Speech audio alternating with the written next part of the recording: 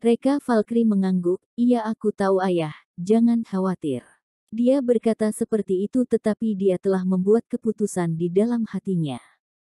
Jika perlu, dia tidak keberatan untuk melenyapkan keluarga Mashita di kota Midgar.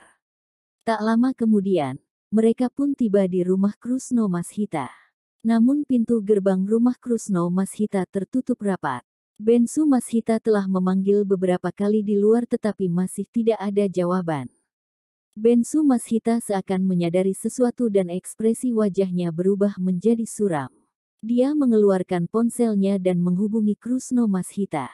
Ayah, di mana kamu? Bensu Mashita berkata, kami sudah di rumahmu untuk membawamu menghadiri hari kematian keluarga. Krusno Mashita berkata dengan dingin, kami sudah sampai di rumah keluarga Mashita di Midgar, kalian datang sendiri saja. Dengan itu, Krusno Mashita pun menutup teleponnya. Avril menghela nafas dan berkata, dulu hanya keluarga Mashita di Midgar yang bertentangan dengan kita, dan sekarang mungkin akan ditambah dengan ayah. Hidupku benar-benar sial menikahimu. Wajah Bensu Mashita tampak bersalah dan berkata, Reka, kita langsung pergi ke rumah keluarga Mashita di Midgar saja. Oke. Reka Valkyrie mengangguk dan melaju pergi. Kota Midgar. Gedung keluarga Mashita dengan 32 lantai terletak di pusat kota. Dengan ini saja, kita dapat melihat kekuatan keluarga Mashita di kota Midgar. Meskipun tidak sebanding dengan keluarga Skyes yang merupakan keluarga terkaya di kota Midgar, tetapi dia juga termasuk dalam 4 keluarga teratas di kota Midgar. Ruang perjamuan di lantai paling atas gedung itu penuh dengan tamu.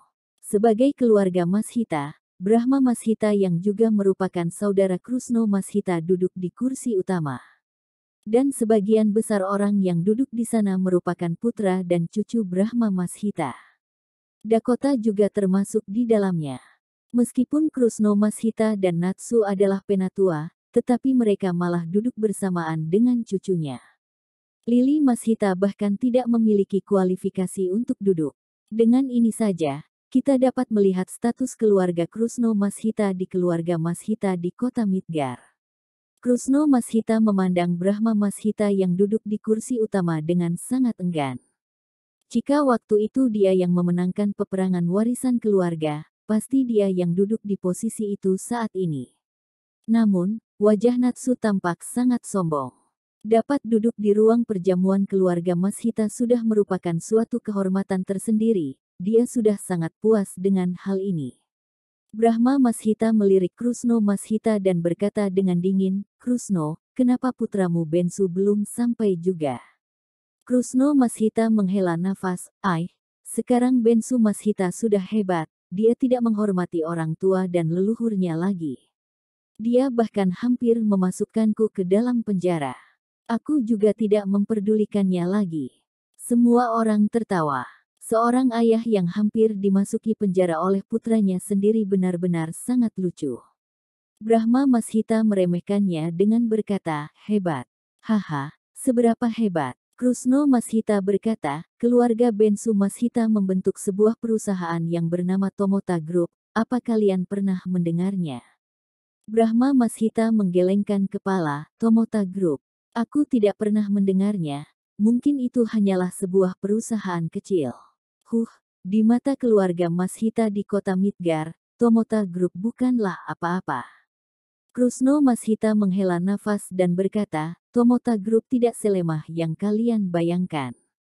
Perusahaan itu meliputi obat-obatan, restoran, konstruksi dan industri lainnya, berkembang dengan sangat pesat. Perkataannya sangat membangkitkan perselisihan. Brahma Mashita menjadi semakin tertarik. Obat-obatan, restoran, konstruksi. Grup Mashita juga mencakup ketiga industri ini, tetapi selalu menjadi industri jangka pendek. Jika mereka dapat menggabungkan Tomota Group dengan grup Mashita, kekuatan keluarga Mashita pasti akan meningkat pesat. Krusno Mashita dapat melihat maksud dari Brahma Mashita, jadi dia segera berkata, Kak, aku ada permintaan. Brahma Mashita berkata, katakanlah. Krusno, aku ingin kamu segera mengambil tindakan dan menggabungkan Tomota Group. Tomota Group dapat berkembang hingga hari ini semua berkat reputasi keluarga Mashita, dan Tomota Group harus membalas jasamu. Selain itu, Bensu juga terlalu sombong. Dengan kesempatan ini kita dapat menekannya dan memberitahu dia bahwa di atas langit masih ada langit, agar dia tidak merasa dirinya lah yang paling hebat. Brahma sangat gembira, kebetulan dia juga berniat begitu. Krusno sudah mengatakannya terlebih dahulu. Brahma berkata, "Yah, Tomota Group memang menggunakan reputasi keluarga Mashita baru bisa berkembang sampai saat ini. Keluarga Mashita secara alami memiliki sebagian dari Tomota Group.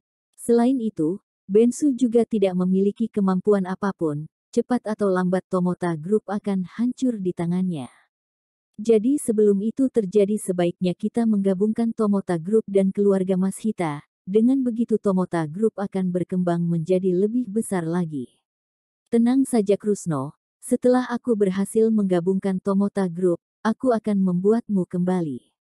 Krusno berterima kasih, "Terima kasih teman, atas bantuanmu." Tujuan kedatangan Krusno kali ini adalah menggunakan Tomota Group untuk kembali ke keluarga Mashita. Sekarang, rencananya berhasil. Tidak peduli seberapa kuat Tomota Group, namun mereka baru saja didirikan, tidak akan memiliki pondasi yang cukup kuat. Keluarga Mashita sudah berdiri selama puluhan tahun di kota Midgar, pondasinya sudah mengakar kuat, begitu mereka mengambil tindakan, Tomota Group akan langsung bergabung. Brahma bertanya kepada juniornya, "Bagaimana pendapat kalian terhadap ini?" Putra dan cucunya mendukung mereka untuk menggabungkan Tomota Group. Aku merasa ini tidak adil bagi keluarga Bensu." Tiba-tiba suara yang berbeda terdengar. Semua pandangan tertuju padanya. Itu adalah cucu perempuan Brahma, Dakota Mashita. Ekspresi Brahma tiba-tiba menjadi suram dan dingin. "Dakota, apa kamu meragukan keputusanku?" Dakota tiba-tiba menjadi gugup dan buru-buru membela diri. "Tidak. Kakek, aku tidak. Kamu salah paham. Maksudku, kamu mungkin tidak tahu situasi sebenarnya. Sejauh yang aku tahu, Tomota Group didirikan oleh adik Tokia sendiri, dan tidak memanfaatkan reputasi keluarga Mashita. Lagi pula, sekarang keluarga mereka sudah hampir diusir dari keluarga, dan tidak bisa memanfaatkan reputasi keluarga Mashita. Demi grup ini, adik Tokia sudah bekerja keras dari pagi sampai malam, dan sudah melakukan yang terbaik untuk Tomota Group. Dia bahkan lebih mementingkan Tomota Group daripada nyawanya sendiri.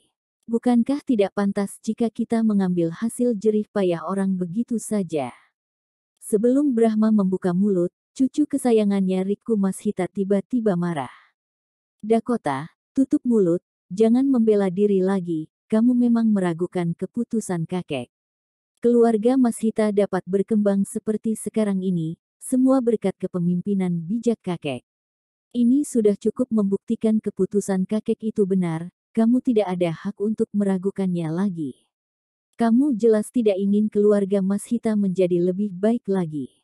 Brahma menatap Riku dengan penuh kekaguman dan kesukaan. Perkataan Riku ini sudah menyentuh hati Brahma. Dakota buru-buru membela diri, "Tidak. Aku hanya mengatakan fakta." "Riku, mengatakan fakta katamu. Kamu bisa mengetahui situasi sebenarnya lebih baik daripada ayah Bensu. Bahkan ayah Bensu ingin kakek bergabung dengan Tomota Group. Apa hakmu untuk tidak setuju?" Dakota melirik Krusno dengan ekspresi terkejut. Kakek bahkan bersekongkol dengan orang luar, untuk menjatuhkan cucunya sendiri, benar-benar tidak masuk akal. Riku dengan enggan berkata, "Dakota, jangan membahas tentang Tomota Group lagi. Aku tanya kamu mengambil banyak uang dari perusahaan untuk proyek pariwisata Desa Madron, bagaimana perkembangannya sekarang?" Ketika membahas ini, Dakota tiba-tiba menjadi gugup. Dia menarik napas dalam-dalam dan berkata dengan samar, "Aku belum memenangkannya."